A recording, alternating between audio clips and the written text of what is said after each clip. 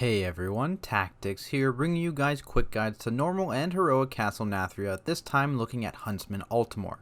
If you enjoyed this video, please make sure you like and subscribe, and let's get started. This fight is broken down into 3 distinct phases based on which of Altimor's hounds is currently active. Altimor and his active hound share damage, so try and keep them stacked as much as possible to maximize your DPS. Throughout the entire fight, there are a couple of abilities that Altimor will do. First, there's Spread Shot, which just shoots a cone of arrows at a random player, dealing damage to anyone inside of it. To mitigate this damage, you want your raid to be loosely spread throughout the room. This positioning also helps with his next ability, Sin Seeker, which will mark 3 players and put a red line on the ground from the boss towards them. Any players hit will take a chunk of damage and get a nasty bleed, so be sure to avoid this. We found it easiest to have these players just stand still and have everyone else avoid the arrows on the ground. Note that this can also be immunitied with things like Turtle and Ice Block to prevent the application of the bleed. From there, we have the Hound specific mechanics, starting with Margore. He'll put a stacking bleed and jagged claws on your tank, which you'll want to swap at around 3 stacks and then whenever the debuff falls off. Aside from this, he'll mark a random player with Vicious Lunge, dealing damage split between all players in the circle. On Heroic, this also applies a bleed to all players that soaked, so you want to use as few players as possible.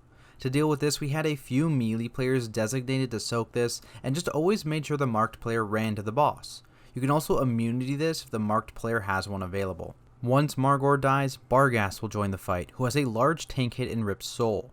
This summons a spirit that moves towards the boss, which has to be healed to full before it reaches him, or he gains a 200% damage increase. This means the Barghast tank needs to create some distance before this ability goes off. On Heroic, this shade also deals raid damage while active. Aside from this, he will occasionally summon shades of Barghast that will spam cast Deathly Roar, which deals a ton of raid damage and puts a big dot on everyone. To deal with this, you can CC them with things like Polymorph or Freezing Trap, which stacks up a damage taken increase on them. Eventually, you'll be able to nuke them down quickly, but be careful as they will become immune to CC after about a minute. We found killing them after about 40 seconds of being CC'd to be the easiest. After Barghast is defeated, you'll fight the last hound in Hecutis. For tanks, he has Crushing Stone, causing him to deal 25% increased physical damage with each attack.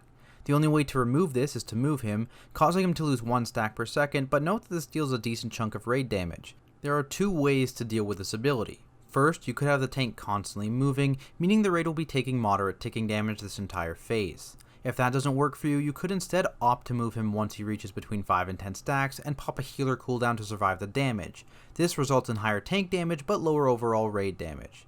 The only other ability Hecutis has is Petrifying Howl, which marks a few players with a circle, causing them to deal damage and drop a puddle after a few seconds, so just make sure that these players are getting out of the raid and dropping these towards the edges of the room. For Bloodlust, I recommend using it on either Barghast or Hecutis depending on which your raid is struggling more on. So, to recap, stay loosely spread throughout the fight to mitigate damage from both Spread Shot and make it easier to avoid Sin Seekers. When Margore is alive, tank swap at 3 stacks of the bleed, and have a few people designated to soak the damage of Vicious Lunge. When Barghast is alive, make sure the Hound tank runs out and uses a cooldown for Rip Soul, then have your healers focus it. When the shades spawn, make sure that they're CC'd, and then focus them down one by one when they have high enough stacks of their damage taken increase. Finally, when Hecutis is alive, make sure the Petrifying Howl puddles are being moved to the edges of the room, and either constantly move the Hound or move him every 5 to 10 stacks with a healer cooldown to deal with his Crushing Stone buff. But that is it for my quick guide to normal and heroic Huntsman Altimor. If you found this video useful, please make sure to like and subscribe for more content like it. You can also follow me on Twitter or check me out on Twitch, both at Tactics. Thank you all so much for watching, and I will see you in the next video.